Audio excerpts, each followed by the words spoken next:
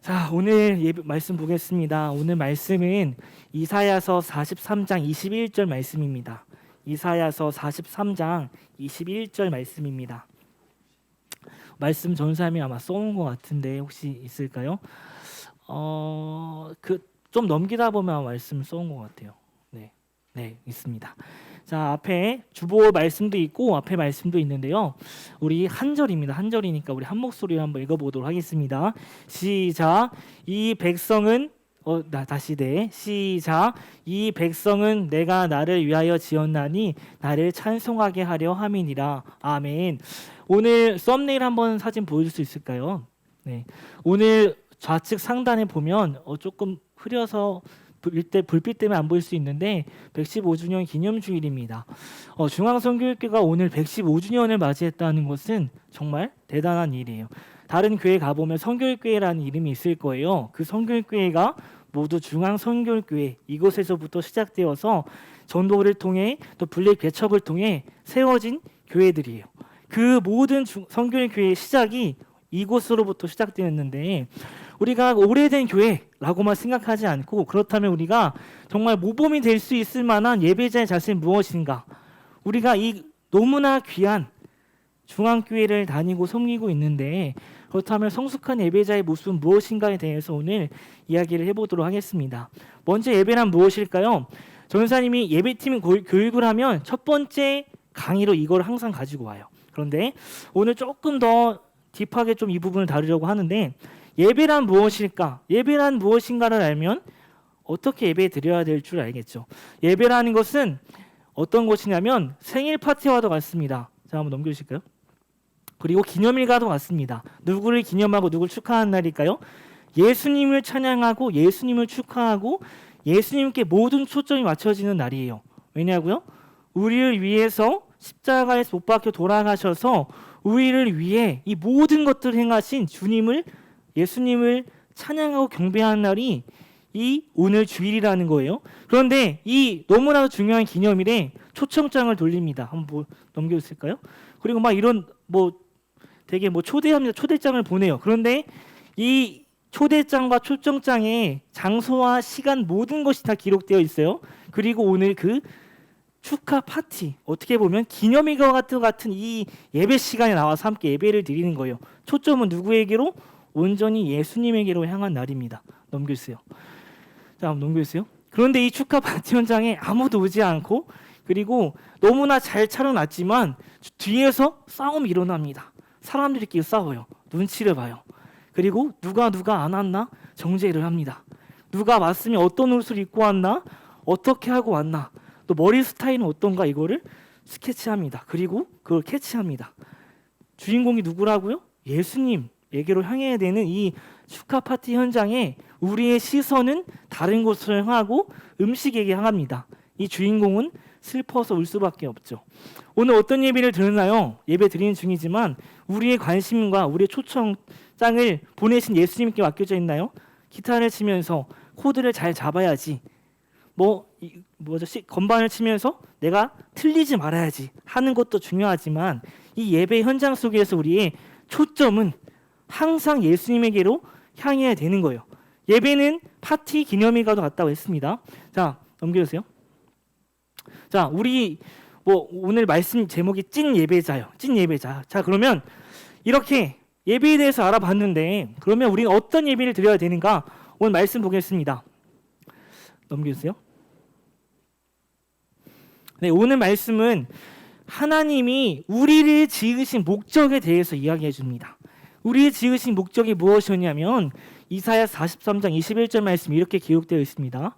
이 백성은 우리는 하나님이 나를 위하여 하나님을 위하여 지었나니 나 하나님 예수님을 찬송하게 하려 함이니라.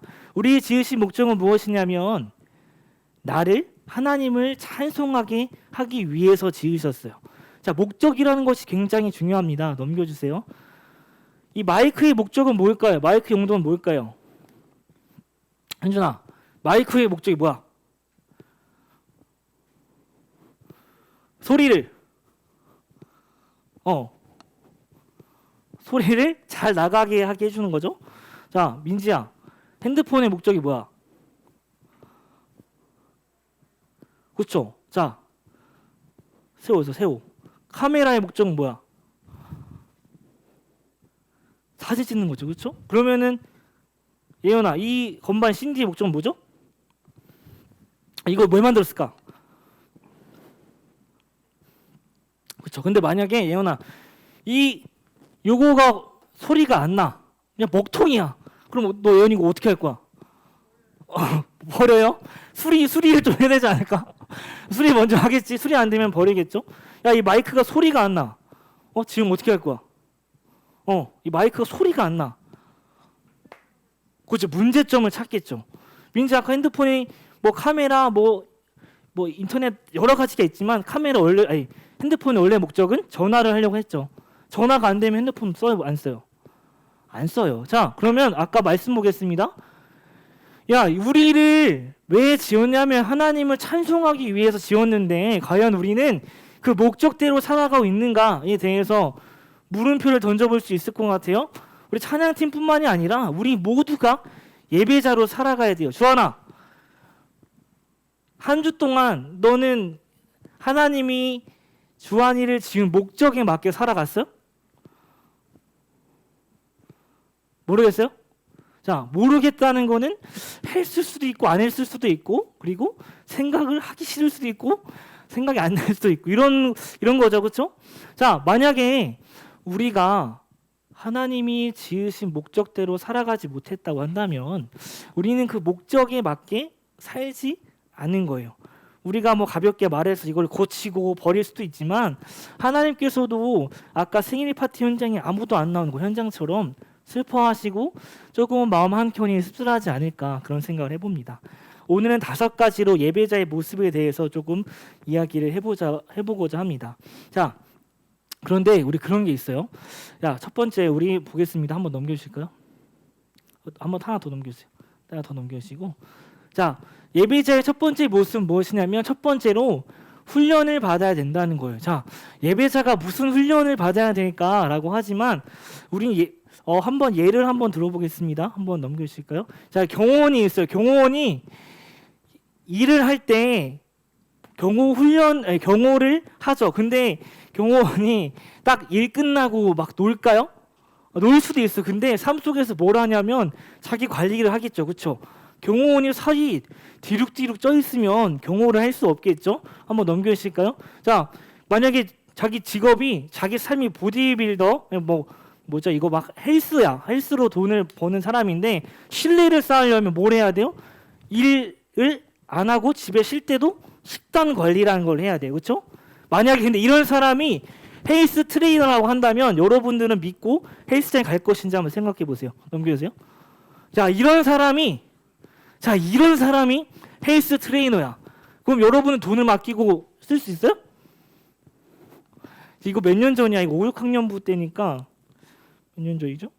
한 5년 전인 것 같아요. 자, 이런 사람이 헬스장에 가는데 안녕하세요, 뭐 헬스하러 오셨어요라고 한다면 당장 나가버리고 있죠. 신뢰가 안 되는 거죠.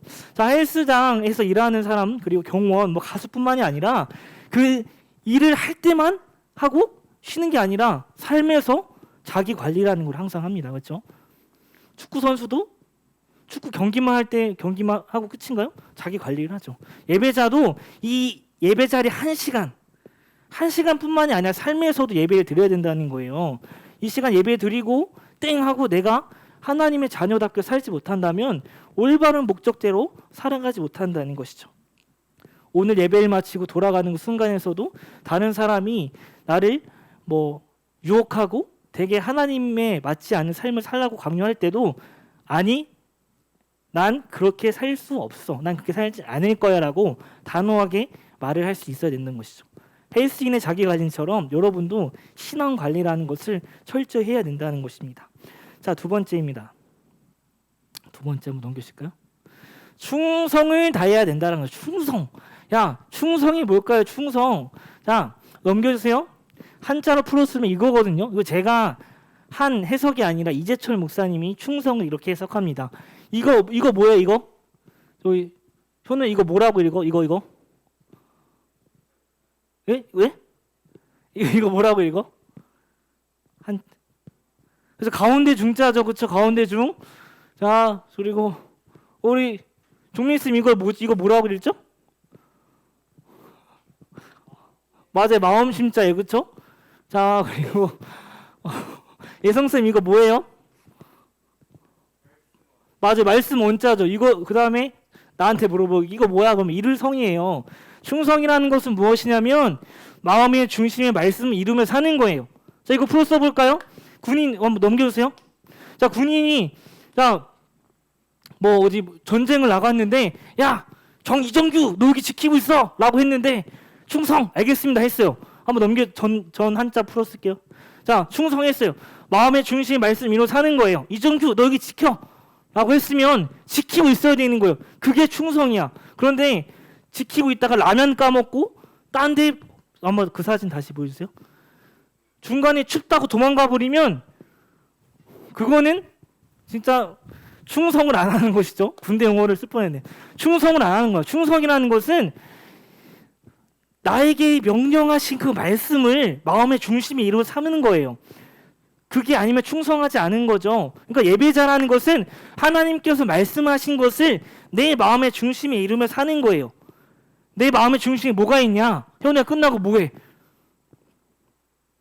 공부하죠, 그렇죠? 공부하죠. 자, 성훈아 끝나고 뭐해? 너 지금 마음의 중심에 뭐가 있어? 게임? 마음의 중심에 지금 뭐 있어? 마음의 중심에 뭐가 있어 지금? 사랑. 제가 제대로 된 거 맞죠? 사랑? 자, 귀가 안 들려. 지난번 축구할 때 공 여기 맞았거든요. 그래서 귀가 잘 안 들려요. 누가 웃어요? 귀가 안 들린다는데. 자, 여러분의 마음의 중심에 하나님이 있어야 되고 하나님 말씀이 있어야 되는데 내 마음의 중심에 다른 게 있다면 과연 내가 정말 올바른 예배자로서 살아가는 걸까? 물론 잠깐씩은 다른 생각 할 수 있어. 그것도 나는 필요하다 생각을 해요. 하지만 내 삶의 전부가 다른 것으로 반갑습니다. 가득 차 있으면 그것이 예배자의 모습이 아니라는 것이죠. 자, 알겠죠? 첫 번째 뭐였죠? 예언아 첫 번째 뭐였지? 첫 번째 뭐였지? 훈련을 받아야 된다는 거죠. 그렇죠? 우리 신앙생활 할 때 항상 기쁜 일만 있지 않습니다. 그렇죠? 슬픈 일도 있어요. 막 울고 싶은 날, 짜증나는 날도 있어요. 그것이 훈련이라고 생각했으면 좋겠어. 왜냐하면 그 훈련조차 없으면 모든 게 다 무너지거든요. 두 번째, 충성해야 된다는 건 말씀에 한 것을 내 마음에 이루며 살아가는 것, 그게 예배자. 세 번째입니다. 이거 좀 어려운데 한번 다 같이 앞에 보면서 읽어볼게요. 예배자 세 번째 시작. 우리의 삶을 지켜주실 것이라는 것을 믿어야 한다. 자, 사진 보여주세요. 자, 우리 이 고대 시대, 로마 시대, 조선 시대 보면 항상 이런 갑옷을 입고 다닙니다. 그렇죠? 방패 그리고 갑옷, 무기들이 있는데 공통적으로 예전에 지금도 그렇지만 예전에 허술한 부분이 있어요. 갑옷의 허술한 부분이 어디일까요? 우리 예배팀 구역받았던 누구 있어? 어딨어? 예은이 말고 방금 현준아. 갑옷의 허술한 부분이 어디예요? 그쵸, 등 뒷부분이라는 거예요. 방패는 항상 앞을 가리지만 뒷부분은 왠지 모르게 빈틈이 많아요. 한번 나중에 쳐보세요. 갑옷 보면 뒤에 조금 허술하게 돼 있어. 찔르면 그냥 죽을 것 같은 그렇게 돼 있어. 왜 이렇게 만들었을까? 뒤는 누가 지켜줄까요? 뒤는 누가 지켜줄까? 아군이 지켜주겠죠, 그렇죠? 그런 믿음이 없으면 돌격 앞으로 했는데, 응? 누가 나갈까, 그렇죠? 뒤에서 찔르면 끝인데, 그렇죠? 고대 시대 로마 시대나 조선 시대나 똑같습니다. 이 뒤는 아군이 지켜주실 것이라는 것을 믿어야 돼요. 전쟁 나갔을 때 성 안에 쳐들어올 것이라는 생각을 하면 안 돼요. 그렇죠? 오로지 내 싸움의 전쟁터는 내 앞에 놓인 적이에요. 그 뒤는 누가 지켜주신다? 하나님이 지켜주신다는 믿음이 있어야 된다는 겁니다. 자, 우리가 삶의 현장에서 막 가요. 내가 예배팀, 뭐 찬양팀, 뭐 악기 아니면 이 시간 예배 자리 비워놓고 딴 데 간다는 사람도 있고 하지만 이 귀한 한 시간을 여러분이 공부할 수 있다면 얼마나 많은 거 할 수 있겠어. 난 그거 여러분이 내려놓고 온다는 건 그것은 누가 지켜주시냐? 하나님이 지켜준다는 거예요. 걱정, 고민 안고 나아가지만 내가 그거 신경 쓰지 않고 예배 자리에 몰두했을 때 삶의 현장에서 예배자로 살아갔을 때 그 모든 부분을 하나님이 지켜주실 것이라는 믿음이 여러분 가운데 있어야 된다는 거죠. 그리고 실제로도 하나님이 여러분의 그런 모든 부분을 지켜주신다는 것입니다. 자, 그리고 네 번째입니다. 하나님께 영광을 올려드리는 예배자가 되어야 된다라는 거죠. 이게 가장 여러분에게 하고 싶은 말이었어요. 자, 내가 삶의 현장에서 삶의 현장하면 너무 막 거창한 것 같지? 여러분이 살아가는 그곳에서 하나님께 예배드리는 예배자가 되어야 된다는 거예요. 이걸 그라운드 플레이어라고 하는데요. 넘겨주세요. 이용표 선수가 경기를 마치면 항상 하는 것이 있어요. 기도였어요. 기도. 경기 시작 전에도 항상 기도를 합니다. 이걸 보면서 많은 사람들이 왜 당신은 이 경기장에서 기도를 합니까? 라는 질문을 던졌을 때 이용표 선수가 한 말이 있습니다. 내가 서 있는 이곳이 예배 현장이기 때문입니다. 라는 말을 했습니다. 여러분이 공부하는 곳, 여러분의 삶의 터전, 직장에서 그곳이 예배 자리가 되어야 된다는 거예요. 나의 행동 하나하나로 다른 사람이 예수님을 욕할 수도 있고 다른 사람이 내가 하나님께 영광 올려드리는 모습을 보고 하나님을 찬양할 수 있다는 것을 여러분이 깨달아야 된다는 것입니다. 내가 뭐가 있을까요? 내가 카페에서 알바를 하고 아니면 내가 음식점에서 일을 하고 아니면 회사에서 일을 합니다. 그곳이 예배 자리가 되어야 되는 거예요. 분리된 삶이 아닙니다. 할렐루야 하고 여기서 욕을 하고 있다면 그것은 예배자가 아니라는 거예요. 분리가 아니에요. 예배의 연속이 여러분의 예배 자리가 되어야 되는 겁니다. 그래서 이 전 문구 다시 보여주세요. 네 번째 거. 하나님께 영광 올려드리는 예배자. 여러분의 학교, 직장, 가정 그곳이 예배 현장이 되길 소망합니다. 아멘이십니까? 자, 그리고 마지막 다섯 번째입니다. 영혼을 꿈꾸면서 살아야 된다라는 거예요. 이거 굉장히 중요합니다. 자, 전사님이 어렸을 때, 지금도 어리지만 그렇죠? 어렸을 때 되게 궁금했던 게 있어. 교회 다니는 사람과 교회 안 다니는 사람 비교했어. 나는 진짜 어렸을 때 찬양팀도 하고 회장도 하고 나는 고등부 때 학생부 교사도 했어요. 우리 유초동부 애들 교사도 했어. 또 뭐 했을까? 그리고 다 했어. 그런데 나 그거 하면은 토요일 주일날 교회에 온전히 있어야 되거든요. 근데 그 시간을 빼고 공부하는 애가 항상 부러웠어. 왜냐하면 나보다 더 좋은 학교를 갈 수 있다는 생각을 하고 있었어. 왜? 내가 더 성공해야 되는데 내가 더 진짜 크게 돼야 되는데 삶에서의 나의 모습은 되게 초라해요. 그러면 이건 어떻게 해야 되지라는 생각이 있어요. 여러분도 그런 생각을 할 수 있지 않았을까요? 나는 예배 열심히 드리는데 하나님 살아있다고 생각하는데 나의 삶은 진짜 막 너무 초라해요. 그렇죠? 너무 초라해. 자, 그거를 봤을 때 전도사님이 해주고 싶은 이야기는 무엇이냐면 영혼을 꿈꾸며 산 예배자는 이런 걱정을 하지 않습니다. 정말 불쌍한 것은 뭐냐면 내가 이 생이 전부라는 것을 가정하고 사는 거예요. 나 지금 여기서 살고 죽으면 끝이야. 그렇기 때문에 이 삶이 되게 아름다워야 돼. 그렇죠? 되게 멋있게 살아야 돼. 성공해야 돼. 넘겨주세요. 돈 많이 벌어야 돼. 왜냐하면 내가 살고 죽으면 끝나니까.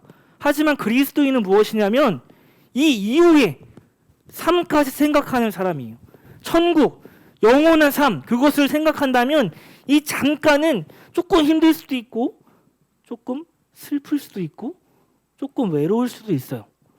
이 삶이 이 정도라면 우리가 믿는 그리스도인의 모습은 무엇이냐면 하나님 나라는 영원해요. 죽은 이후의 삶이 존재해요. 그것까지 생각한다면 우리는 지금 잠깐의 고생, 힘듦을 감수할 수 있어야 돼요. 이것이 예배자라는 거예요. 감수하지 못한다라는 것은 여러분이 아직 신앙의 믿음의 단계가 조금 더 성장해야 된다라고 전사님 이야기해주고 싶어요. 영혼을 꿈꾸며 사는 사람은 내가 그 사람이 성공하는 것을 보고 잘 돼야 할 때 오히려 안타까워할 수 있어야 돼요. 왜냐하면 그것 때문에 오히려 신앙생활을 못할 수도 있거든요. 조금의 기쁨, 조금의 사랑으로도 감사할 수 있는 사람, 그리고 이 감사로 영혼을 보는 사람, 그것이 예배자의 모습이라는 것입니다. 자, 그리고 마지막 오늘 5번째가 끝이었는데 오늘 하나 더 추가했어요. 자, 그리고 6번째는 공동체적인 삶을 살아야 된다는 거예요. 오늘 새 친구 왔어요. 이름이 뭐였죠? 현서. 아까 현서 왔는데 되게 이 친구들 반가워하는 거예요. 자, 나 혼자 삶을 살다면 나 혼자만 기쁘게 살고 그럴 수 없어요. 공동체의 삶이 뭐냐면 다 같이 기쁨을 누리는 거예요. 나 혼자 신앙 지키고 뭐 사는 것 정말 어렵습니다. 하지만 같이 신앙 생활을 할 때 오는 기쁨이 항상 있어요. 오늘 115주년 기념주일입니다. 우리 이 교회를 세우기 위해서 많은 신앙의 선배들이 피땀 흘려 이 신앙의 유산을 우리에게 물려주었어요. 나 혼자 했다면 가능한 일일까요? 절대 할 수 없었던 일이죠. 같이 기도하고 같이 꿈꾸고 같이 신앙생활을 했기 때문에 이 아름다운 교회를 우리가 신앙의 유산으로 받아서 이 자리 예배를 드릴 수 있다는 것입니다. 우리 혼자만의 삶으로는 모든 걸 할 수 없습니다. 우리 오늘 반별 목거지를 하는 반도 있고 이미 전날 한 반도 있는데 우리 여러분의 환경에 허락된 그곳에서 기쁨을 나누고 슬픔도 나누고 때로는 부딪혀 가면서 하나님이 여러분에게 말씀하시는 것은 무엇일까 고민하며 함께 기뻐하고 슬퍼하는 우리 고등부 친구들 되게 소망합니다. 아멘이십니까? 우리 말씀 첫 번째 부분만 보고 이제 말씀 마치도록 하겠습니다. 오늘 우리를 지으신 목적, 하나님께서 우리를 지으신 목적, 우리를 통해 찬양받기 위해서 우리를 지으셨습니다.